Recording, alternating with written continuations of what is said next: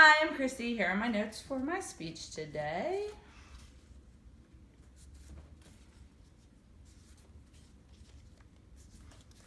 And this is my audience. Hi, I'm Jessie. Caitlin. Casey. Amy. Hi, I'm Kelly. Hello, everyone. I'm Christy, and I'm here today to tell you about my road to figuring out what I wanted to be when I grew up. 3 years ago, I was working at a job that I hated and made me miserable every single day. Today, I truly understand what it is meant when people say that if you love what you do, you never have to work a day in your life. Growing up, my mom was a single mom, so I had to learn how to help out around the house at a young age. When I was 5, she started to teach me how to cook, and a few years after that, I started to learn how to bake. I instantly discovered my love for food, and my mom enjoyed passing down her passion for food to me. Naturally, when it was time to get a job, my first job was at a fast food restaurant. I loved it from the day I worked there. I loved the atmosphere of working in a restaurant and everything about it. When I was 18, I was promoted to a shift manager, and a year later, at 19, I was promoted to assistant manager. When I was 20, I decided to move over to fine dining.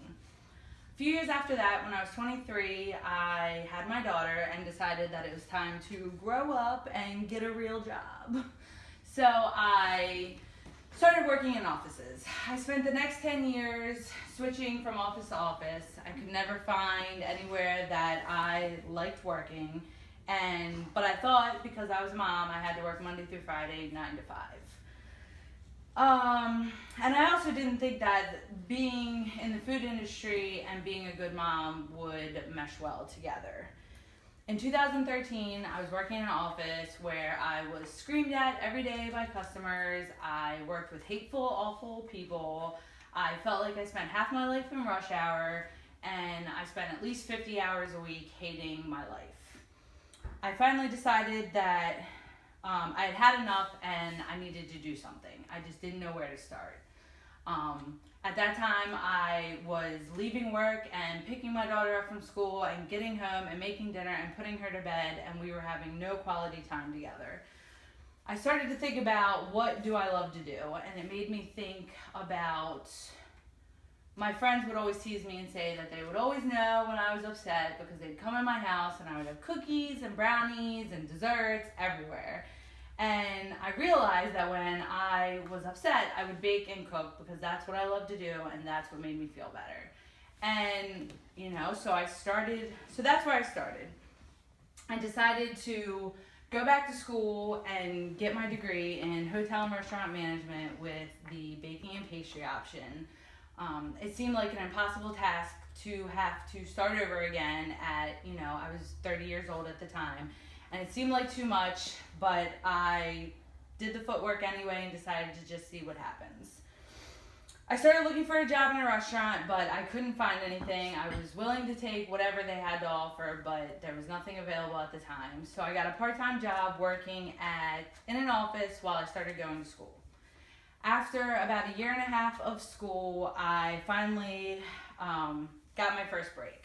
I found out from a friend that there was a cafe that was hiring for a chef, and it seemed like it was exactly what I was looking for. I would work early in the morning, I would be off in time to be able to pick my daughter up from school, I would get to create new menu items, the starting salary was exactly what I wanted. It really just, everything seemed too good to be true.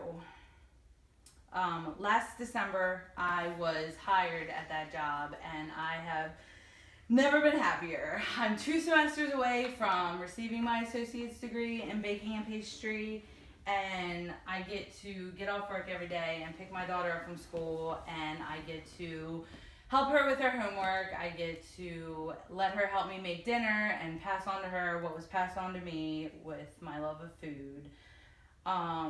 I'm really lucky to have people in my life who encouraged me to follow my dreams and who supported me through going back to school and basically starting all over again.